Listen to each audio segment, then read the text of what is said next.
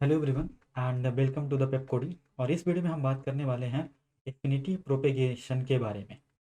यार, affinity propagation क्या होता है उसके बारे में बताऊं, थोड़ा सा एक डिटेल दे देता हूं, ओवरव्यू बता देता हूं आपके बारे में। के मीन्स क्लस्टरिंग। बेसिकली हम क्या कर रहे हैं, यहाँ पे क्लस्टरिंग एल्गोरिदम के बारे में पढ़ रहे हैं। तो क्लस्टरिंग एल्गोरिदम में क्या होता है, सबसे बढ़िया एल्गोरिदम हमने देखा था यार, के मीन्स एल्गोरिदम।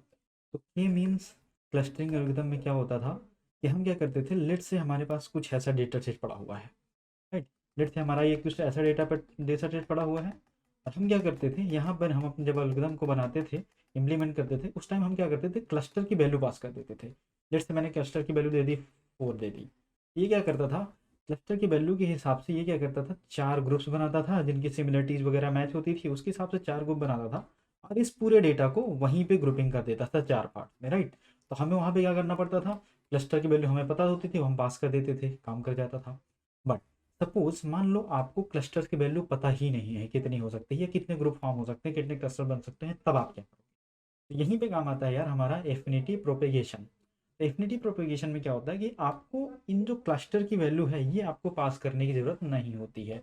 इसमें क्या होता है, लेट से यदि मैं आपको दिखाऊं यहाँ पे कि लेट से हमारा डेटा कुछ ऐसा पड़ा हुआ है, लेट से हमारा कुछ डेटा ऐसा पड़ा हुआ है, अब आपको पता ही नहीं है कि मैं इसके कितने ग्रुप्स बना सकता हूँ या कितने इसमें क्लासिफिकेशंस हो सकते हैं, हमें नहीं पता है। तो मैं क्या करता हूँ, अपने इस डेटा सेट को पास कर दूंगा एफिनिटी प्रोपेगेशन के पास। और ये क्या करेगा, एक एल्गोरिथम रन करता है। बेसिकली इसके मैथमेटिक्स जो बिहाइंड होती है वो क्या यूज करती है, सिमिलरिटी मैट्रिक्स यूज करती है।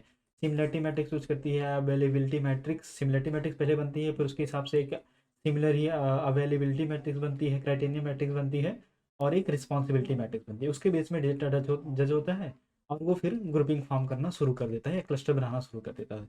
इसमें होता क्या है, ये सब बनता कैसे है, सिमुलेटेड मैट्रिक्स कैसे बनती है, किस पर बनती है, एक्चुअली होता क्या है इसमें कि ये जैसे एक डेटा पॉइंट है, ये दूसरा डेटा पॉइंट है, लेट से मैं ये वाला लेता हूँ। ये क्या करता है, ये डेटा पॉइंट सारे डेटा पॉइंट्स क्या करेगा, एक एक करके सभी को अपना मैसेज भेजेगा, सेंड टू मैसेज करेगा। मैसेज भेजता है, जैसे ही मैसेज इसने भेजा तो ये क्या करते हैं, इसको रिप्लाई करते हैं। क्या रिप्लाई करते हैं, रिवर्ट करते हैं इसको अपनी रिस्पॉन्सिबिलिटी, अवेलेबिलिटी और सिमिलरिटीज़ को इसको सेंड करेंगे। उसके बेसिस में क्या होगा, ये जज करेगा आखिर मुझे किसकी ओर जाना है, किस फ्रूट की ओर जाना है। तो ऐसे ही जब ये सभी को सेंड करता जाएगा, ऐसे ही करते करते ये सारे डेटा सेट को सेंड करेगा, सारे डेटा सेट इसको रिप्लाई करेंगे। सेम इसके साथ होगा कि ये सभी डेटा सेट को सेंड करेगा, ये सारे डेटा सेट इसको रिप्लाई करेंगे। ऐसे ही करते करते इनके बीच में एक क्लस्टरिंग बनती चली जाएगी। लेट्स से हमारे पास अभी के लिए इसमें सेंटर पॉइंट्स कितने थे, 4 थे, तो ये भी कुछ ऐसा करके इसमें डेटा को कैटेगराइज करता चला जाएगा और 4 क्लस्टर्स ये बना लेगा। लेकिन क्लस्टर की वैल्यू हमने स्टार्टिंग में पास इस पर नहीं की थी, तब ये क्या करेगा, 4 क्लस्टर्स बना लेगा। किस बेसिस में, इनकी अवेलेबिलिटी, सिमिलरिटी और रिस्पॉन्सिबिलिटी के हिसाब में, जैसे इन्होंने रिस्पॉन्स दिया होगा उसके हिसाब से ये क्लस्टर बनता हुआ चला जाएगा। तो एक चीज़ है, इसका बेनिफिट क्या है इसका यूज़ करने का, एक तो आपको नंबर ऑफ क्लस्टर्स कितने बनने वाले हैं आप वो नहीं भेजना पड़ता है, ये चीज़ हो गई। ये अपने बिहाइंड में कुछ मैथ्स लगाता है, सिमिलरिटी मैट्रिक्स एंड ऑल, उसके बेसिस में ये क्या कर देता है, क्लस्टर बनाना शुरू करता है। और एक चीज़ मैं बात करूँ यार कि रियल लाइफ में एग्जांपल के रूप में, तो इसमें होता क्या है, जो जिन्होंने इस मेथड को डेवलप किया था, इसके जो डेवलपर्स हैं, उनका मानना ये है कि ये कंप्यूटर विजन या कंप्यूटेशनल बायोलॉजी में ना बहुत अच्छा परफॉर्मेंस कर देती है। ये एल्गोरिथम बहुत अच्छा परफॉर्म करती है। कैसे, तो एग्जांपल उन्होंने दिया था कि जैसे आपको किसी फेसेस को डिटेक्ट करना है, कंप्यूटेशनल बायोलॉजी के अंदर मैं बात करूँ, ये क्या करता है, बहुत सारे लेट से आपने एक क्लस्टर दे दिया फेसेस का, तो क्या करेगा कि जो सिमिलर वाले फेसेस होंगे या किसी एक पर्सनल के किसी एक बंदे के फेसेस होंगे, उनको कैटेगराइज करके ग्रुपिंग बना देगा। दूसरे बंदे की फोटोज़ की उनको ग्रुप बना देगा फेसेस का। तो यहाँ पे ये बहुत अच्छा परफॉर्म करती है, ऐसा उसके डेवलपर्स का मानना है। ठीक है, तो ये हो गया रियल लाइफ यूज, और ये हो गया हमारा एफिनिटी प्रोपेगेशन। इसका क्या बेनिफिट है, आपको यहाँ पे क्लस्टर्स की वैल्यू पास करने की जरूरत नहीं होती है, ये ऑटोमेटिकली डिटेक्ट कर लेता है और अलग अलग क्लस्टर्स बना देता है अपने डेटा के हिसाब से। बैकएंड मेथड क्या यूज होता है, मैट्रिक्स, सिमिलर मैट्रिक्स की तरह ये क्या करते हैं, एक दूसरे को, एक डेटा सेट क्या करेगा, दूसरे डेटा सेट को मैसेज सेंड करेगा, और उसके हिसाब से जो रिस्पॉन्स आएगा वैसा ही क्लस्टर बनाते हुए चले जाएंगे। तो ये हुआ यार एफिनिटी प्रोपेगेशन के बारे में। और हम बात करेंगे अब इसके इम्प्लीमेंटेशन कैसे करना है, इसका मॉडल को ट्रेन कैसे करना है, उस चीज़ के बारे में।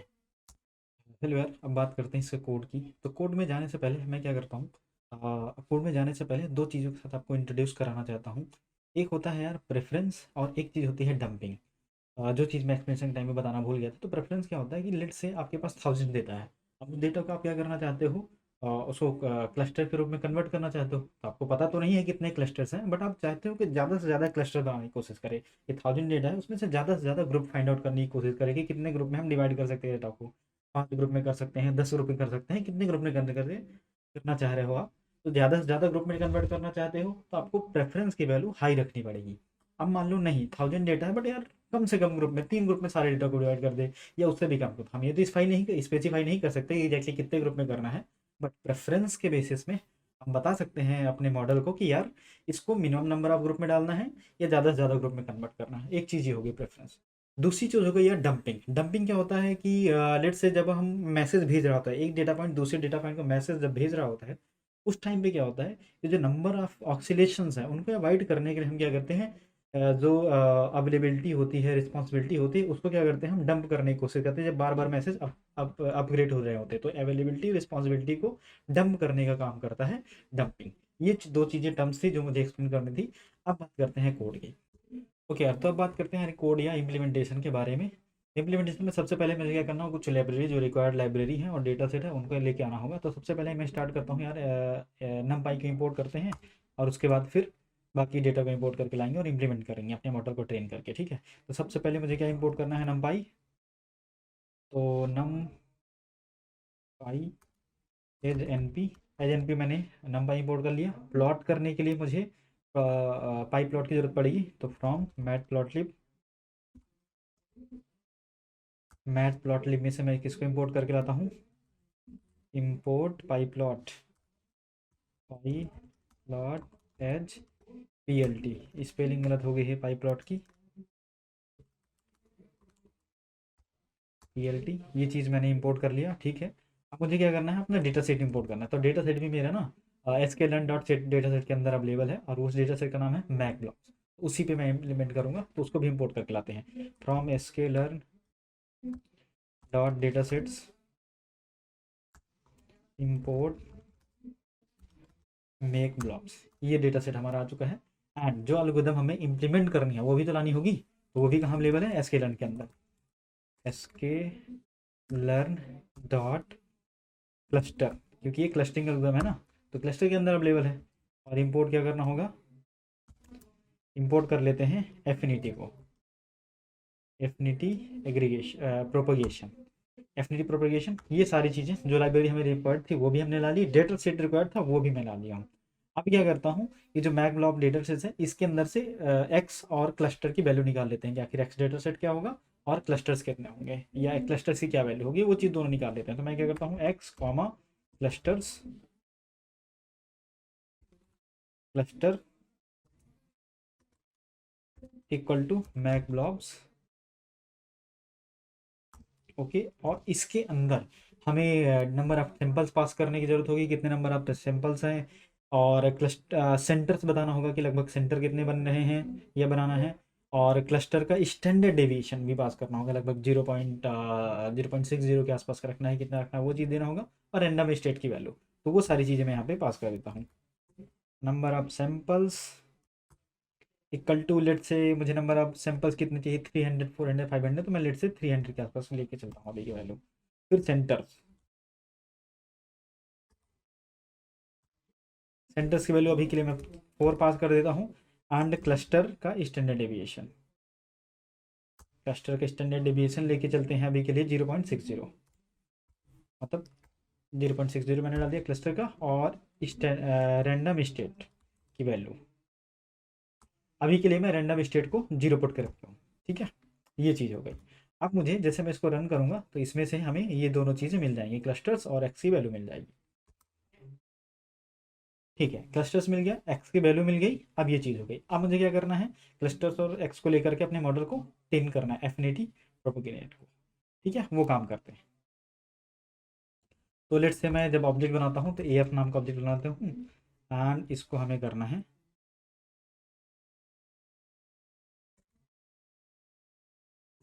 ये चीज़ हो गई। हाँ, उस टाइम मैंने आपको बताया था ना कि एक प्रेफरेंस करके कोई चीज़ होती है, और उसके क्या काम होता है कि कितने नंबर ऑफ हमें क्या बनाना है, लेट से हमें नंबर ऑफ क्लस्टर्स कितने बनाना है, ज़्यादा ज़्यादा बनाना है या कम से कम बनाना है, उस चीज़ है।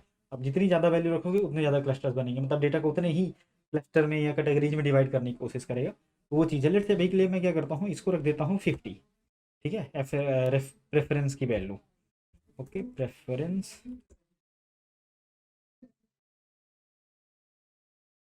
Preference equal to, let's say मैंने अभी के लिए 50 डाला है। इसको एक्सपेरिमेंट करके देखेंगे किस में हमारा डेटा कम से कम क्लस्टर्स में डिवाइड हो रहा है। ठीक है, and clustering equal to,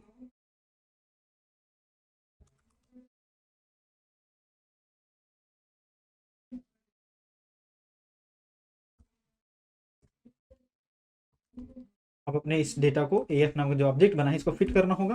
fit किसके वर्सेस में करना होगा, एक्स, क्योंकि हमारा एक्स डेटा है। तो फिट, और यहाँ पे वैल्यू पास कर देता हूँ मैं एक्स। ये चीज़ मैंने पास कर दी।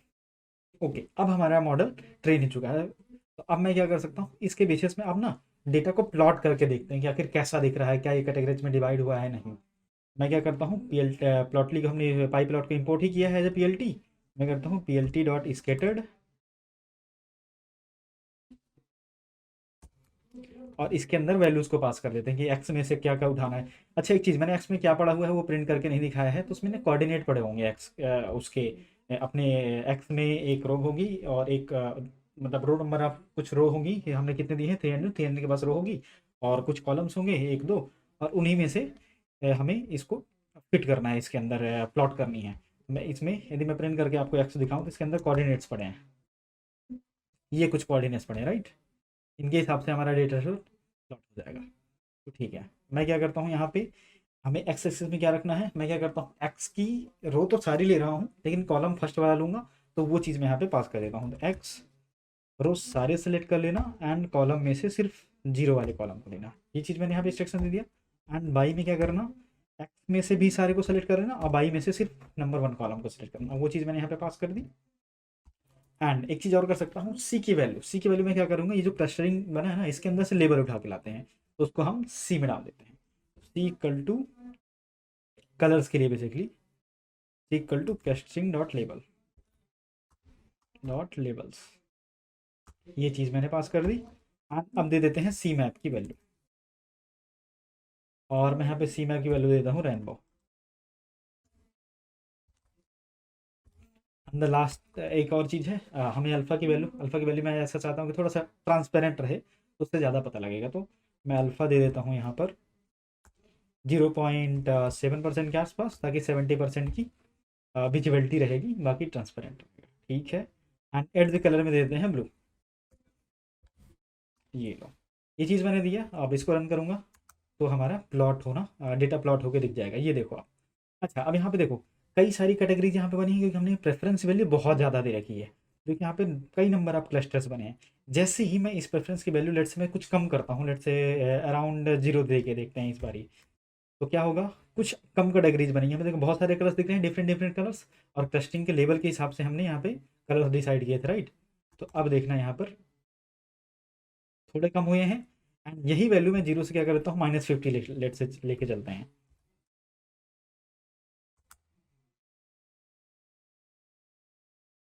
अब फिर से रन करता हूँ। ओके, अब देखो सिर्फ और सिर्फ 4 कैटेगरीज में डेटा डिवाइड हुआ है। इसलिए प्रेफरेंस बहुत ज़्यादा ज़रूरी है कि एक फिक्स प्रेफरेंस दें। अब जो भी डेटा हमारा था वो एक 4 कैटेगरी में डिवाइड हो गया, और चारों कैटेगरी अलग अलग आपको दिख रही है, राइट। ये हुआ यार इसका इम्प्लीमेंटेशन एफिनिटी प्रोपेगेशन का। एंड मिलते हैं नेक्स्ट वीडियो में। Thanks for watching.